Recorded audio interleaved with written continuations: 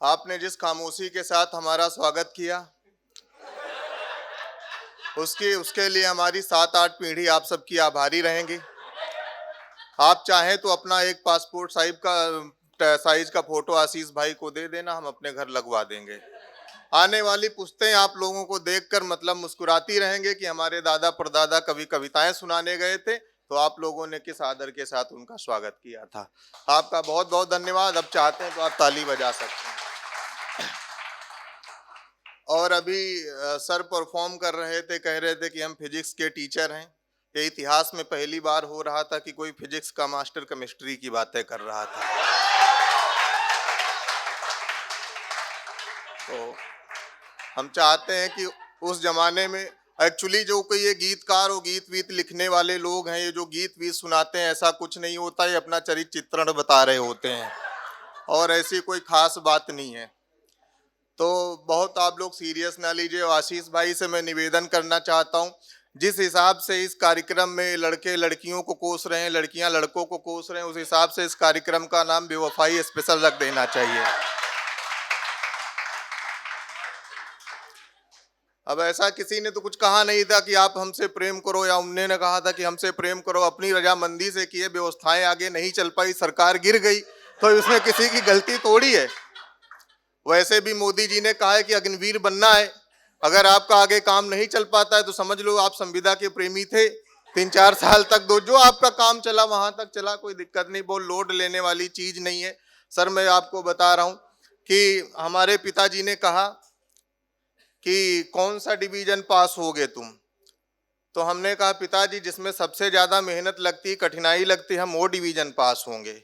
पिताजी को लगा कि लड़का हमारा कुछ बढ़िया करेगा, तो हमने पिताजी ने कहा कौन सा डिवीजन पास होगे बता दो, तो हमने कहा, उन्हें लगा कि क्या फर्स्ट डिवीजन पास हो गए, हम कहा नहीं पिताजी। कहे का कॉलेज टॉप करोगे, हमने कहा नहीं पिताजी। तो उनको लगा कि लड़का कुछ बड़ा सोचा है। कहें क्या प्रदेश टॉप करोगे, हम कहा नहीं पिताजी। तो उन्हें लगा कि लड़के ने अब कुछ ज्यादा ही बड़ा सोचा है।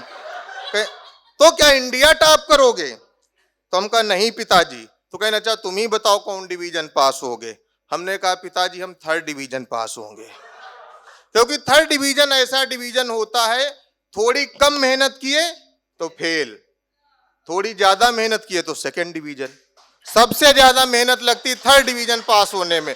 तो ये समझ लो कि 3rd डिवीजन वाला आदमी आपके सामने परफॉर्म कर रहा है। आप लोग बहुत मतलब 94-95%, 96% लेके आते हो।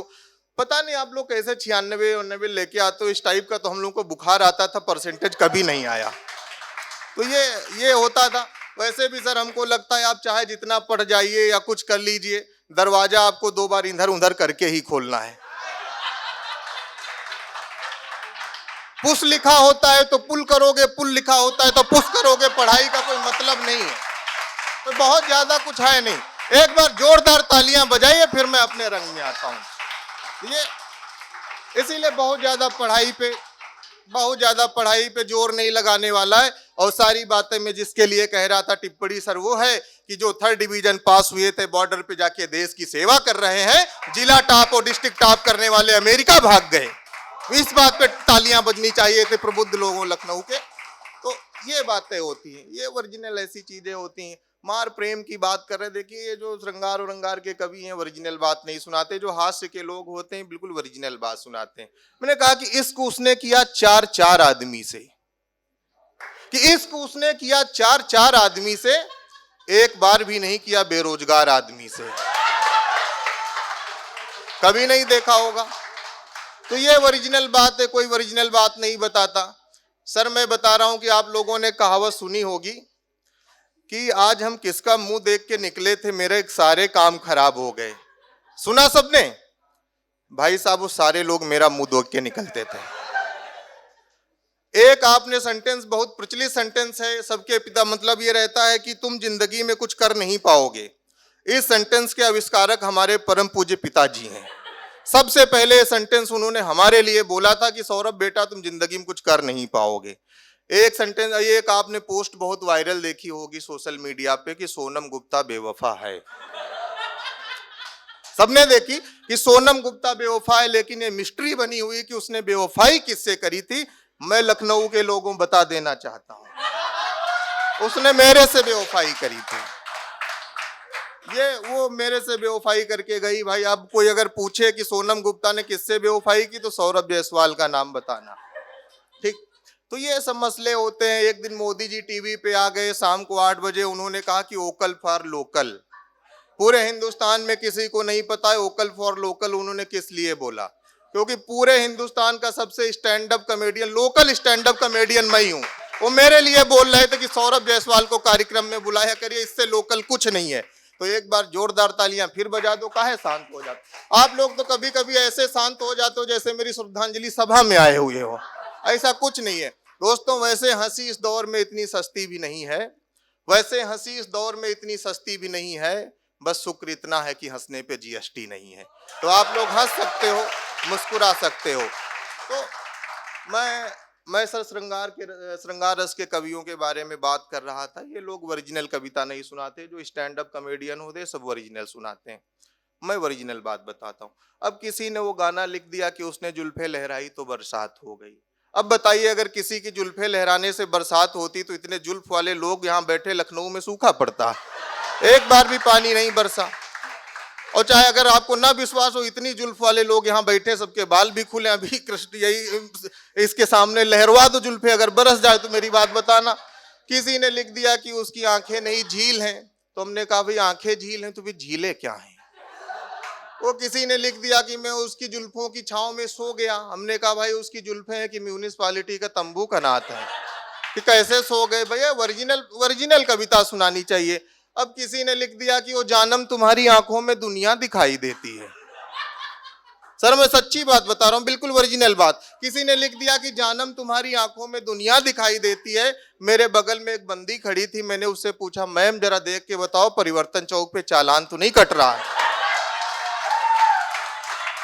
क्योंकि है क्या मसला, ये है क्या मैम हमारे पास सर ना हमारे पास गाड़ी के कागज नहीं, चालान बहुत जल्दी कट जाता है। तो हमने उसे कहा कंफर्म कर लें। अब सर किसी ने वो गाना लिख दिया कि क्या तुम्हें पता है गुलशन मेरे दिलबर आने वाले हैं। अब जैसे भाई बैठा इनके जैसा बंदा था, गाना गाते हुए जा रहा था, ये तुमने जो मेरे साथ किया है, मेरी परफॉर्मेंस के टाइम जो तुम नाश्ता लेके आए हो, हमारी कौन तुम्हारी दुश्मनी थी है? रुक जाओ, ऐसा तो नहीं है। तुम तो ऐसे जैसे लग रहा है कि तुम कांग्रेसी हम भाजपाई। हाँ मान जाओ भैया, मान जाओ। अगर लोगों के हाथ में प्लेट पहुंच गई, कोई ताली नहीं बजाएगा, मेरा कैरियर चौपट हो जाएगा। सुनो, मान जाओ भैया, तुम अपने वर्तमान के चक्कर में मेरा भविष्य चौपट करना चाह रहे हो। देखो ये सब इसी लालच में यहाँ आते हैं कि इनको समोसा और ये सब मिलेगा, तो ये छोड़ के नहीं जाएंगे। तुम रखो, मेरा कैरियर खत्म हो जाएगा भाई, मान जाओ। तो ये एक बार फिर से ये जो भी कुछ डिस्टरबेंस, अगर मेरी परफॉर्मेंस गड़बड़ा जाए तो इस टोपी वाले के ऊपर है ये बात, बस। तो मैं कह रहा था कि हाँ वो भाई साहब जैसा बंदा था सर, मैं क्या बताऊं। वो गाना किसी ने लिख दिया कि क्या तुम्हें पता है गुलशन मेरे दिलबर आने वाले हैं। अब गाना गा रहा था, सामने एक अंकल जी जा रहे थे, भाई ने गाना उठाया, अंकल जी पलट के देखे, उन्हें लगा कि बहुत अच्छा लग रहा है। बंदे ने फिर दोबारा गाना उठाया कि क्या तुम्हें पता है गुलशन मेरे दिलबर आने वाले हैं। चाचा फिर पलट के देखे, तीसरी बार इसने फिर गा दिया कि क्या तुम्हें पता है गुलशन मेरे दिलबर आने वाले हैं। चाचा ने खींच के इसको 3 बार चाटे मारे, बोले कि मेरा नाम है गुलशन।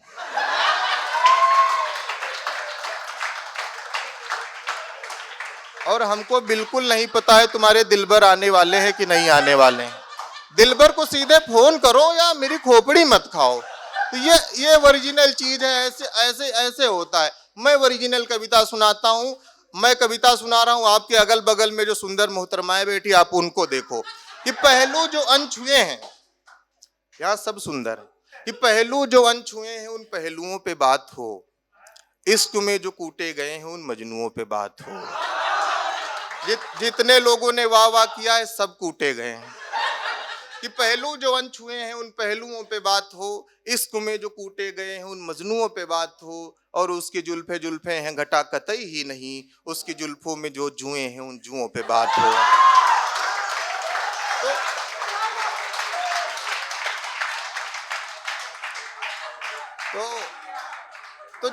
तो तो जुल्फे घटा वटा कुछ नहीं, आंखें झील वील कुछ नहीं है, सब मोह माया है, आप लोगों को छलावा है, आप लोगों को गलत बताया गया है।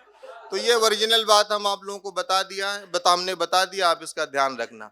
अभी सर किसी बड़े हीरो के लड़के ने चरस पी ली, मीडिया वालों को बहुत दिक्कत हो गई, कहने लगे कि वो लड़के ने चरस पी ली तो आपको क्या दिक्कत। मैंने कहा भाई इतना बड़ा हीरो का लड़का है, चरस नहीं पिएगा तो क्या बीड़ी पिएगा, चरस ही पिएगा।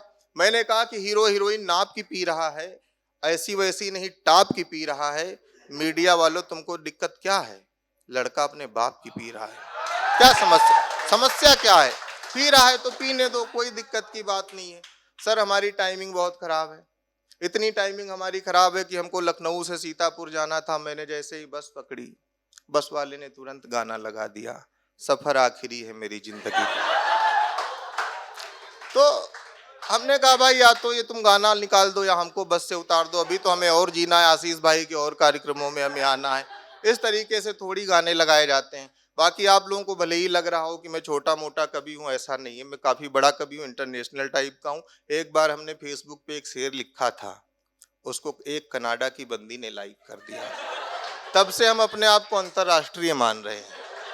तो मैं काफ़ी बड़ा शायर हूँ, कॉन्फिडेंस वाला शायर हूँ। शेर ये था कि इतनी जरा सी बात पर हुआ बवाल प्रचंड, कि इतनी जरा सी बात पर हुआ बवाल प्रचंड, ताऊ ने कमला कहा हमने कहा पसंद।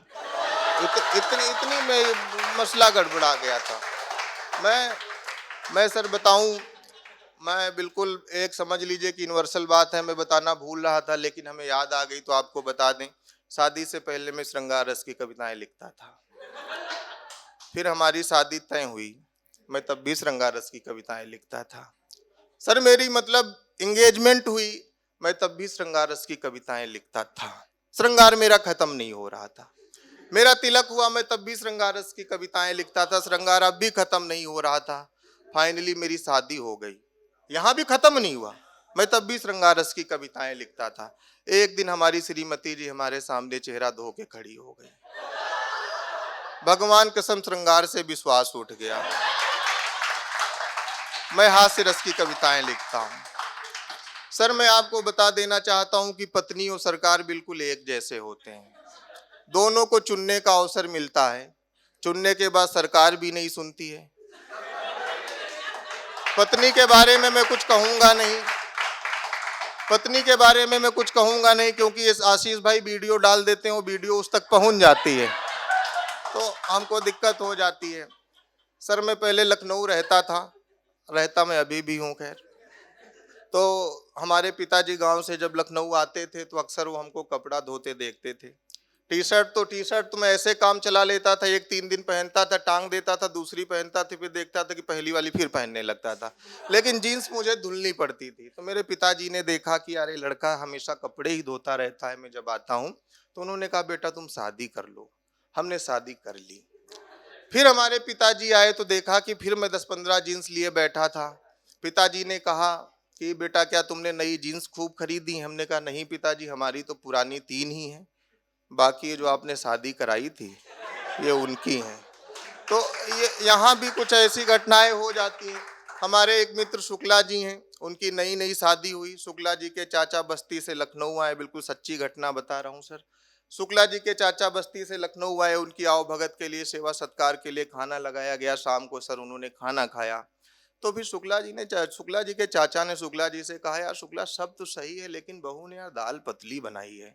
शुक्ला जी ने बड़ी विनम्रता से जवाब दिया कि चाचा जो स्त्री पुरुष की हालत पतली कर सकती है उसके लिए दाल कौन बहुत बड़ी बात है। बाकी मैं तो सर बिल्कुल मैं काफ़ी स्ट्रिक्ट टाइप का पति हूँ, मेरी बहुत घर में चलती है। मैंने सुना है कि बहुत सारे पतियों को मैंने सुना है कि वो खाना भी बनाते हैं, झाड़ू भी लगाते हैं, पोछा भी लगाते हैं, इत्यादि आदि आदि काम करते हैं। लेकिन मैं इतना सख्त टाइप का पति हूँ, मेरा सिर्फ पोछे से काम चल जाता है। तो हमको ज़्यादा कुछ नहीं करना पड़ता है। मैंने कहा कि सांच को आँच क्या इसे प्रमाण देती है, गड़े मुर्दे वो पल में उखाड़ देती है। प्रेमिका तो अर्थव्यवस्था से खूबसूरत है पर पत्नी पल में बजट बिगाड़ देती है। एक मेरे दोस्त की पत्नी है जो जाम लगा देती है, कभी कभार नहीं सुबह शाम लगा देती है। और मेरी पत्नी है साहब की रजत शर्मा, समझ आता ही नहीं, घर पहुंचते ही मेरे ऊपर इल्जाम लगा देती है। काफी इल्जामों से घिरा हुआ आदमी हूं। और मैं अपने दादाजी का चरित्र चित्रण आपको बता देना चाहता हूं कि सुंदर एक हसीना को देख के मुड़ गए दादाजी।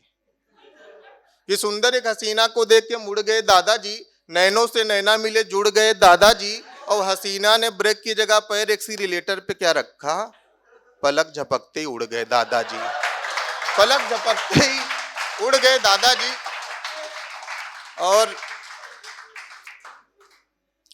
मैं सर बता रहा हूं कि जिंदगी में इतना सुकून, जिंदगी में इतना आनंद कोई वो महंगी महंगी गाड़ियां नहीं दे पाई जितना आनंद पिताजी के कंधों पे बैठकर मेला घूमने में आया था। और हम जिद पर अड़ जाते थे, लड़ जाते थे ठेले की चाट और कुल्फी के लिए। सर जमाना बदला तो वो पिताजी सिर्फ रह गए हैं फादर्स डे की सेल्फी के लिए। बहुत बहुत धन्यवाद, बहुत बहुत आभार।